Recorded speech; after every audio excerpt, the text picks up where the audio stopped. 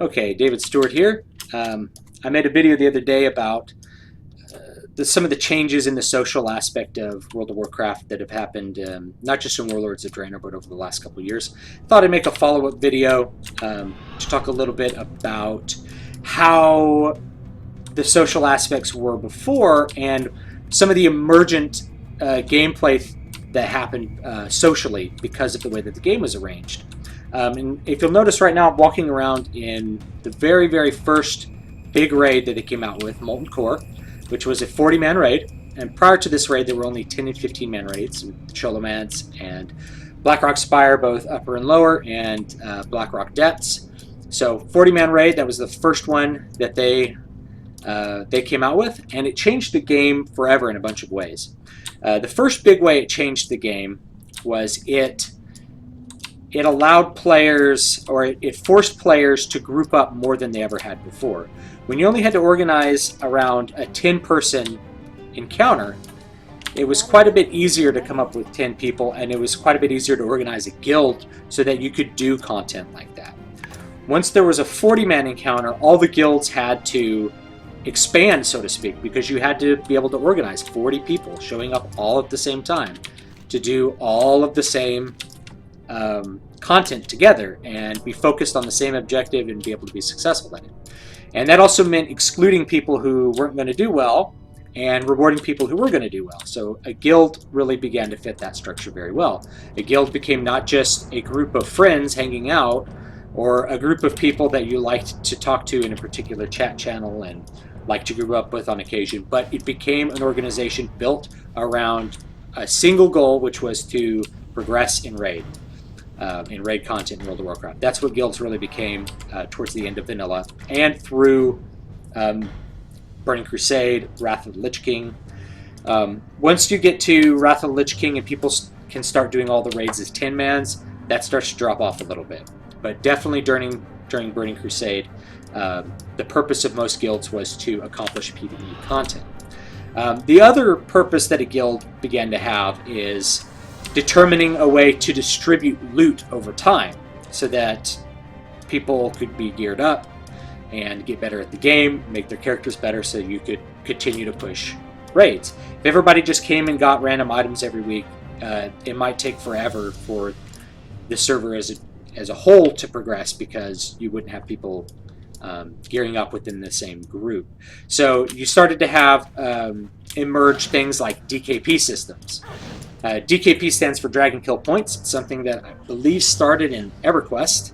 And what it is it's a sort of a currency system.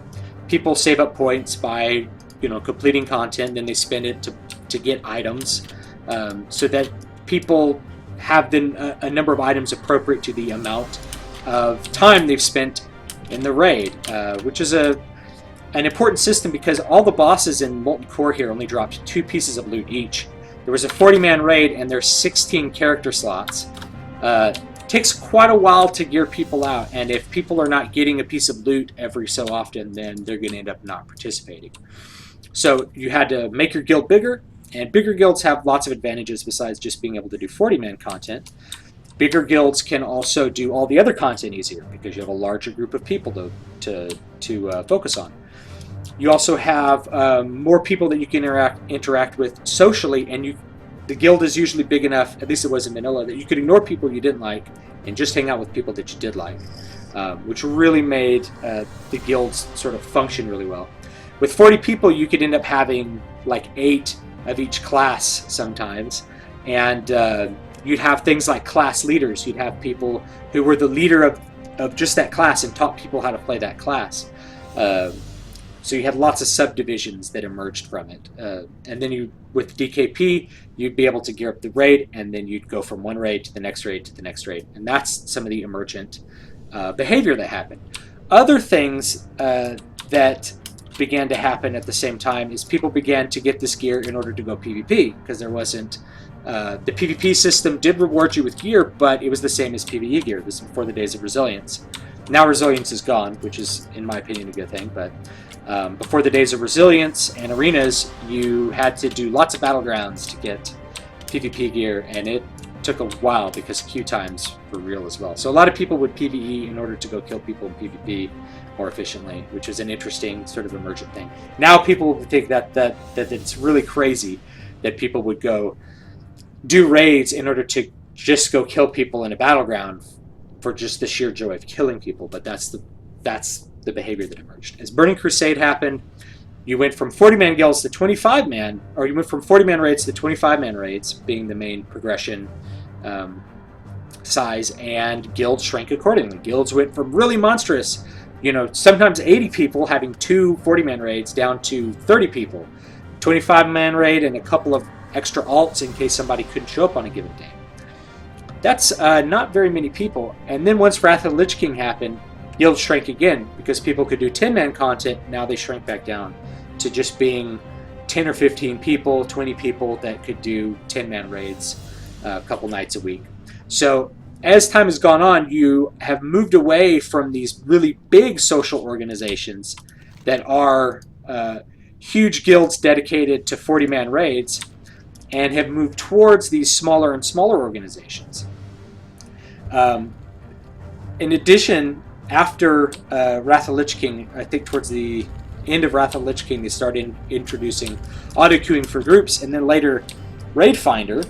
And now they have things like where you can raid with somebody who's not even on your server, which has made the need to create and organize guilds almost irrelevant, especially compared to the original version of the game. In vanilla, you had to have a guild, and you tried very hard to get into a good guild so that you could raid and get new gear and you could experience progression content.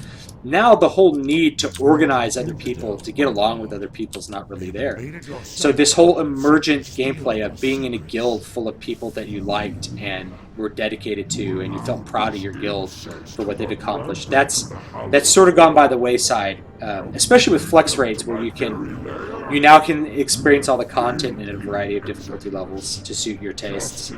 The idea of being in a guild that has killed Nefarian, or has killed Rag, or has killed Cthulhu is not quite as exciting or interesting to people as it used to be.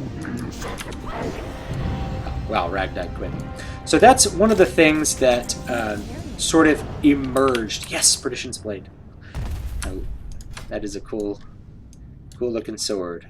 There it is. For you Hearthstone players, that's what it looks like in game. So very happy to see that. Nothing else I need, I think. Okay.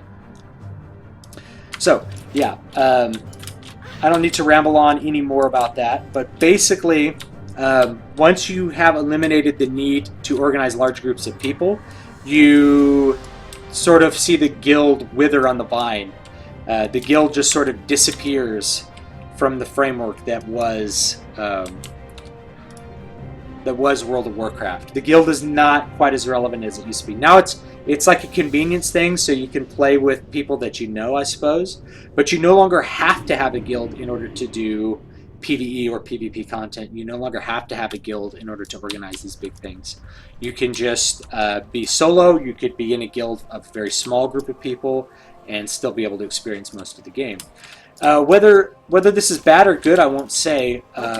Although I really enjoyed having big guilds. It made it really easy for me to find lots of people I liked. Some of the best friends I've made in this game I made in my guilds, and I ran a couple of guilds. So for me, the idea of letting go, the idea like I don't really need a guild anymore is kind of weird to me. But for good or ill, that's the way that it's gone. I don't need bows and arrows anymore. Anyway, I guess that's all I have to say about that. Just watching some changes that have happened in the game. I kind of miss the old big guilds. If I pursue another game, I might like to look at a game that has big guilds that are dedicated to PvE again, because that was a fun social experience. Getting into a guild, getting to know people, working with a team, working on large-scale goals. A lot of that stuff has become very individualized in WoW, and that emergent gameplay, the social aspect, the need to interact with people on a social level in World of Warcraft to accomplish things. And that's really became its own reward, even though it was the game necessitated it. is kind of gone. So, and by the way, emergent gameplay is a term that's used a lot to indicate it wasn't designed, it happened. So they didn't necessarily design that guilds should be a certain size or should be big. They created content that was a certain size, and then the players figured out how to organize themselves around it.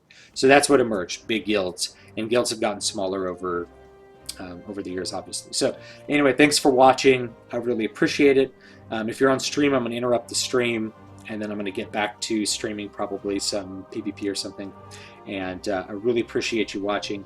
If this is up on my regular YouTube channel, I apologize that this isn't a guitar video. I'm probably going to have another gaming channel that I'll open up just to talk about some of these concepts and ramble about this and that. So have a great one, and I really appreciate you watching.